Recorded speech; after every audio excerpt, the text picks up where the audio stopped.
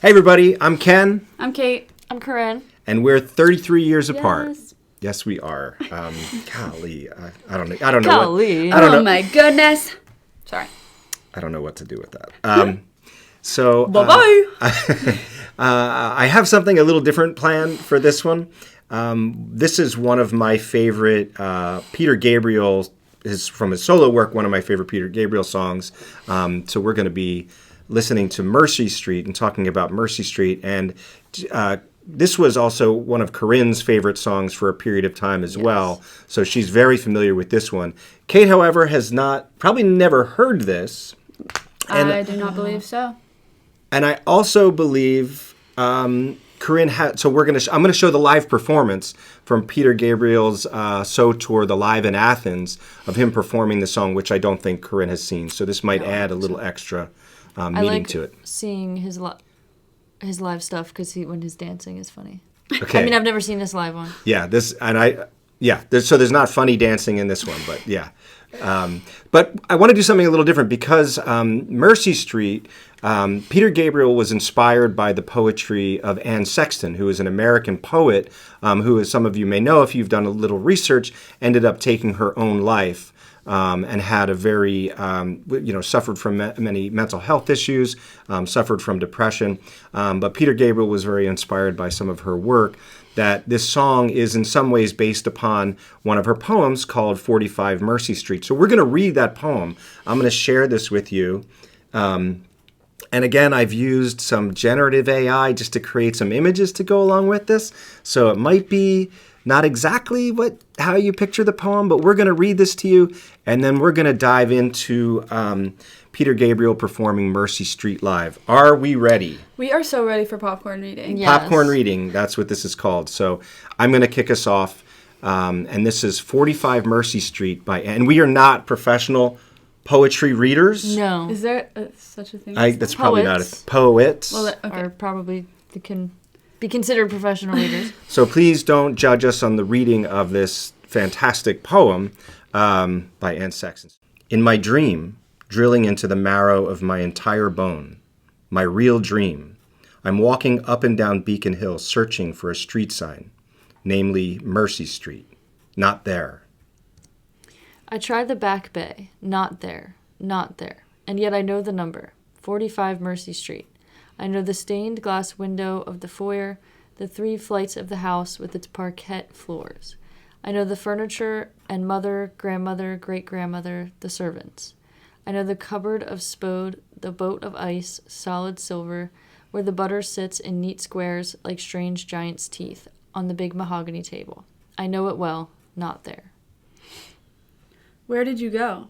45 Mercy Street, with great-grandmother kneeling in her whalebone corset and praying gently but fiercely to the wash basin, at 5 a.m., at noon, dozing in her wiggy rocker, grandfather taking a nap in the pantry, grandmother pushing the bell for the downstairs maid, and Nana rocking mother with an oversized flower on her forehead to cover the curl of when she was good and when she was, and where she was begat, and in a generation, the third, she will beget me with the stranger seed blooming into the flower called horrid.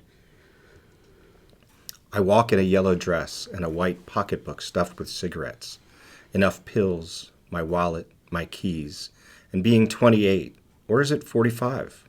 I walk. I walk. I hold matches at street signs, for it is dark as the leathery dead, and I have lost my green Ford, my house in the suburbs, my 2 little kids sucked up like pollen by the bee in me, and a husband who has wiped off his eyes, in order not to see my inside out. And I am walking and looking, and this is no dream, just my oily life where the people are alibis, and the street is unfindable for an entire lifetime. Pull the shades down. I don't care. Bolt the door, mercy. Erase the number, rip down the street sign. What can it matter? What can it matter to this cheapskate who wants to own the past that went out on a dead ship and left me only with paper? Not there. I open my pocketbook, as women do, and fish swim back and forth between the dollars and the lipstick. I pick them out one by one and throw them at the street signs and shoot my pocketbook into the Charles River. Next, I pull the dream off and slam into the cement wall of the clumsy calendar I live in, my life, and its hauled-up notebooks. And that's the end. So that's 45 Mercy Street. What'd you think? It's interesting.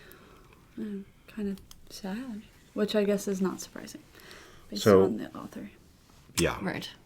So this is Peter Gabriel live in Athens, Mercy Street.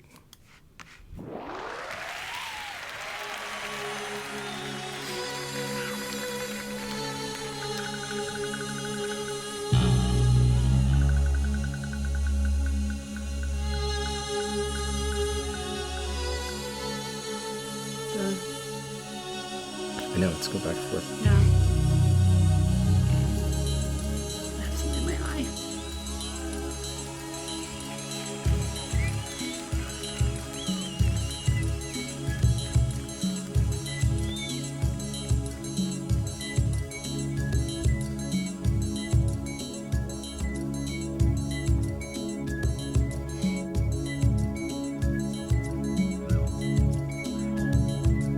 Looking down on empty streets, all she can see are the dreams all made solid, are the dreams made real. All of the buildings, all of the cars were once just a dream in somebody's head.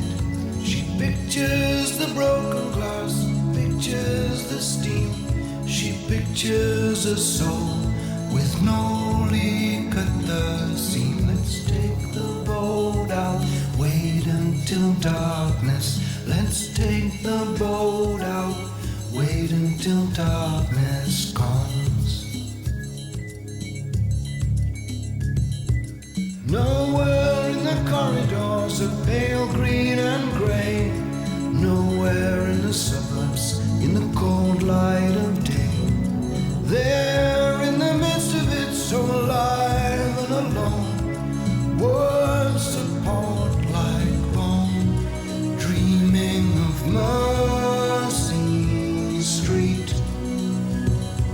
where you're inside out, dreaming of mercy, in your daddy's arms again. Mercy Street, swear they moved that sign, looking for mercy, in your daddy's arms.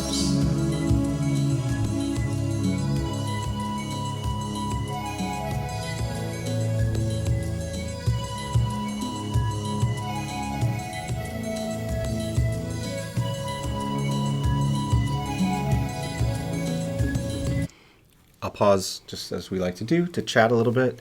I hate even stopping this. It's like, to me, this is such a powerful performance, and It's like theater. I like it. Yeah. Like it's Yeah, like this is not what I was expecting at all. because it's not just like most people when they are at a concert, they're just singing the song, but he's actually like acting it out. It's yeah, and really he's I believe he feels what he's singing, you know, Yeah. and that's one of the things that I like about him. Like, he's really cool. He like just embodies the the emotion Yeah. and the whole all of it. And I also like that this is another.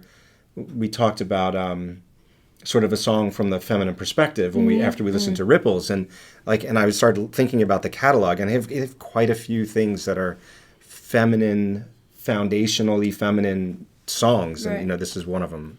Yeah, I'm trying to think of other live performances I've seen.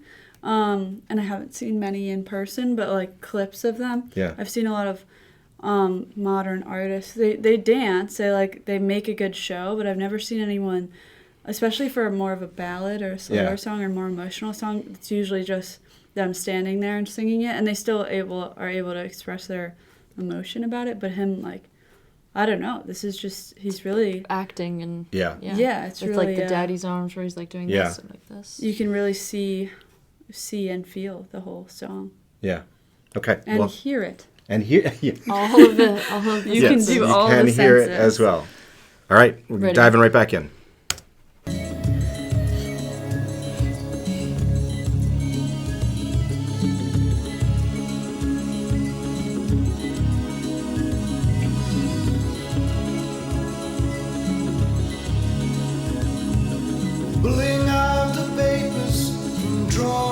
slide smooth, tugging at the darkness, word upon word, confessing all the secret things in the warm velvet box.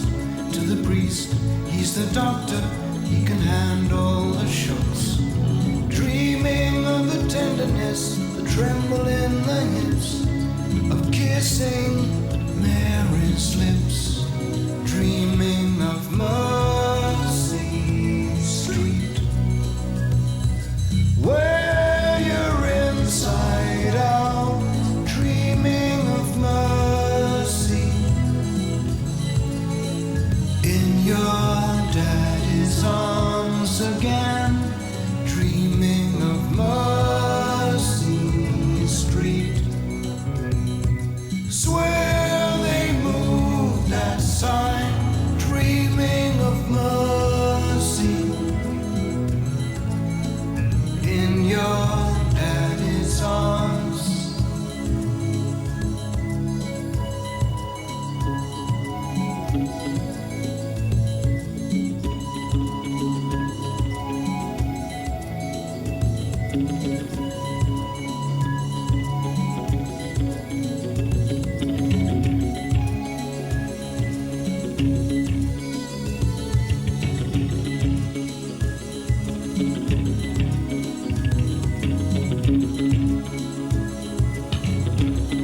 It does really seem like he's.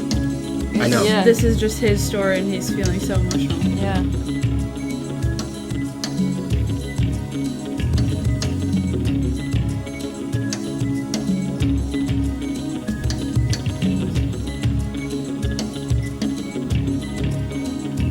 Looking for mercy, looking for mercy, looking for mercy, oh mercy, mercy, oh mercy.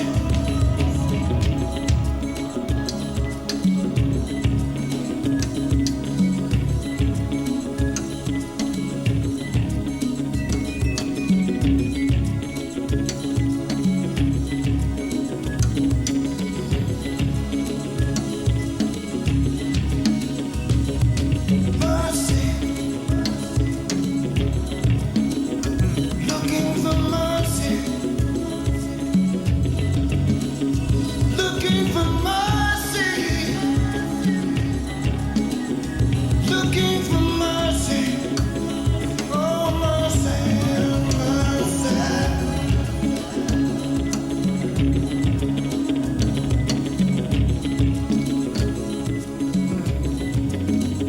I love his voice too. Yeah, his voice is amazing. It does have kind of a rasp to it, but it also feels almost like clean and really deep. You know what I mean? Yeah. Like the rasp doesn't affect its sound. That's Can hit some high I notes. didn't even realize that was Yeah, him it's him. doing that.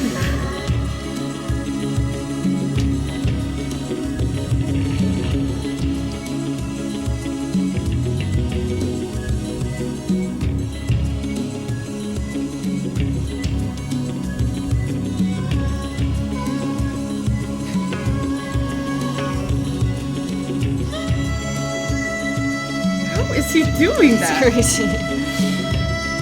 Especially like in this position. In that position.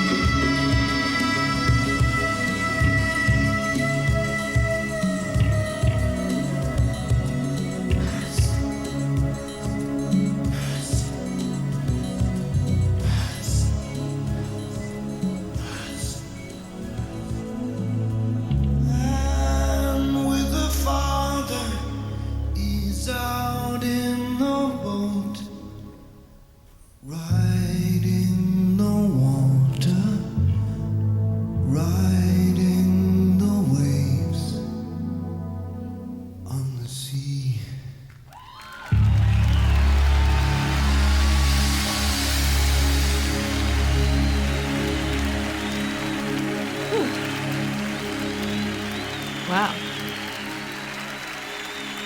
That was Captivating. That's crazy. It was making me feel like I just felt like I was watching a very. I mean, it was great musically, but just the way he was acting, I was starting to feel bad for him. Yeah. It just felt so real. Right. Like the rocking back and forth. Yeah. Like very much like not a crazy person, but like someone going through Like so much pain, breakdown. they don't know what to do with their body. And the way he uses his voice where it's like singing but crying, like a hybrid. And it's not like grating, like crying. Yeah. Like it's still Yeah. very artistic, but it also, it like, I don't know, it makes you feel, strikes you in the heart, as I've said before on this channel. And I usually don't like seeing live music that much. I don't really get, like, I don't ever know what to look at because it's just like watching someone stand there. Or Yeah. I mean, some people dance like a little bit, but like that's more just like I said, watching theater, like seeing it being acted out. Like that was really Yeah. Yeah, and I don't know if you, because I know you've probably only heard the studio version. Yes. This might be the first time you've heard, obviously the first time you've seen it live, but, you know, as he often does, he sort of changes the instrumentation at the end a little bit, so that was an extended ending. like there was the repetition of looking for mercy. I guess Yes, is the line. Where yeah. he said it a lot more than he does in the in the studio in the version. studio version, yeah. And then he was like actually looking all over the ground, and I like that he never once actually stood up. That was really Right. cool. Like it kind of Yeah. like how hard it is to move when you're like Like depressed if you like, to me it just brings out the whole, not just the song and the music, but here's someone who's just like needs help, like just begging for mercy, like that idea of just searching, like Anne in the poem. It's just like on their knees, like that. There's the one scene where it looks like he's washing his face, where I kind of picture as almost sort of the religious symbolism of cleansing cleansing, yeah. yourself, looking, you know, hoping to find some help, some mercy. And for me, it's just super, super powerful. And I don't know if you caught the closing lyric. The last lines are, Anne with her father is out in the boat, riding I the water. And the father. Anne with her father. So it's like that the- now that she's dead. She's Dead. like at peace with her. That's what I take it to mean. Oh, like, I'd her actually- father's dead. Anne with her father is now in the boat, riding the water, riding I've the heard waves. that the studio a good amount of times, and I've never pick it up. noticed that was. I thought of a question while I was watching this for you and also for anyone listening. But how old were you when this came out? Or a lot of these, like Ripples and Entangled, how old were Those are older. So Ripples and Entangled, which we did in the previous video, that was 1976. you? Okay. And I didn't really start listening to Genesis and Peter Gabriel until I was a teenager in the 80s. So this album came out in 1986. Okay. So I was 16 when this album came out.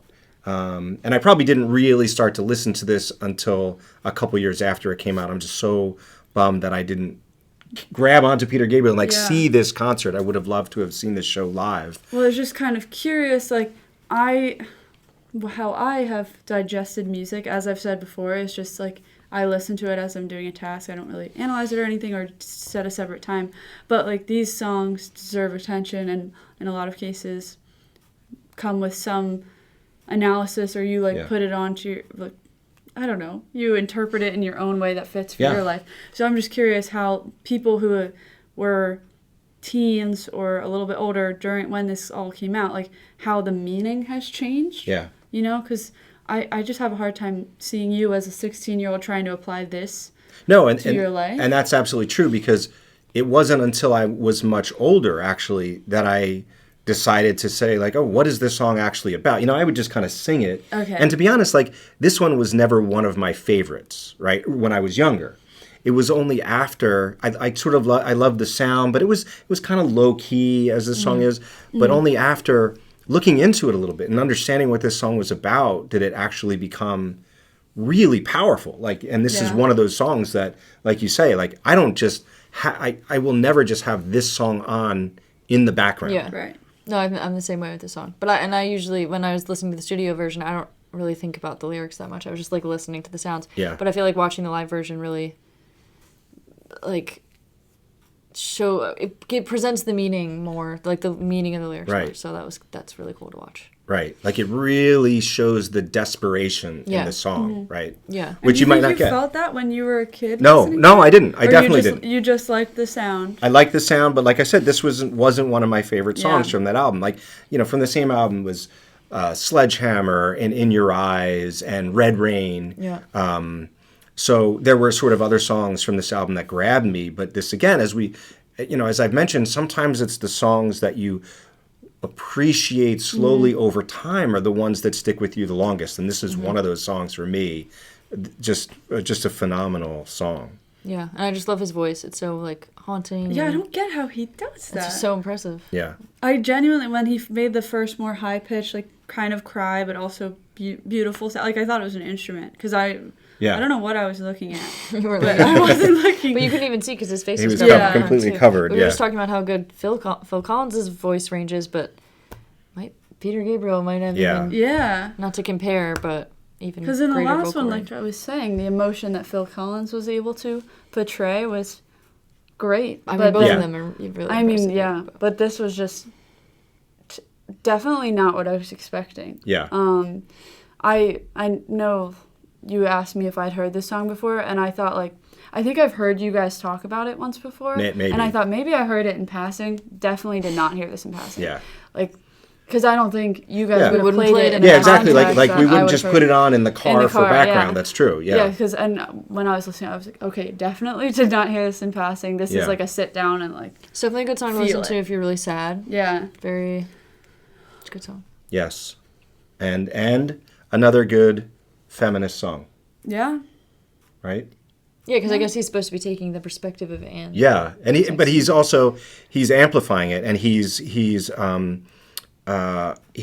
like relating to her emotions and what she's feeling, so it's sort of a validation as well, and that and it's just such a powerful thing that she's feeling and expressing. And obviously it was because she took her own life, and Right. when you think of that and think of the song and what he's singing about, it's just super powerful. Yeah. I liked that. I don't know if they did this in the poem, but like looking for Mercy Street. Yes. But then it would stop and say looking for mercy. Right. So it's like this becomes this broader thing, like that Mercy Street represents like the concept of mercy, like Right. and comfort and. Is the idea, stop me if I'm wrong, please, but like at some points it's like seems like she's remembering a time where she felt Comfort, I think. safe, and, like Mercy Street was like Surrounded her by childhood home Yeah, or something? I think that's exactly right. That's how I interpret it. And I'm not saying like I know this for sure, Yeah. but it's like she's lost and she's searching for her childhood home where she felt that comfort, but she can't find it anymore.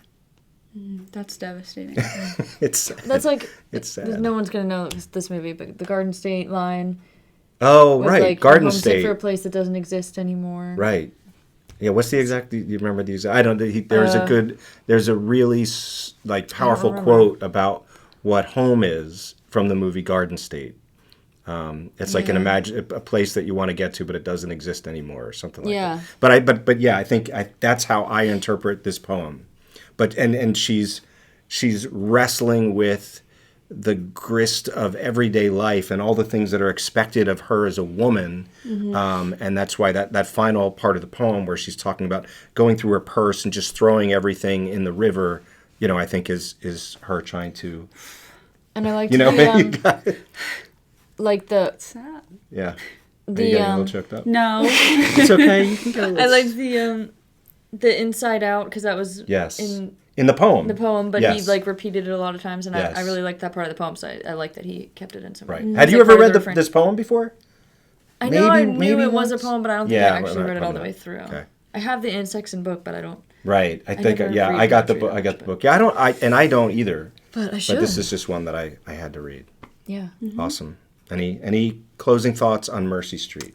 Well, I'd like to watch more Peter Gabriel live shows after that. Okay, That was so and that's captivating.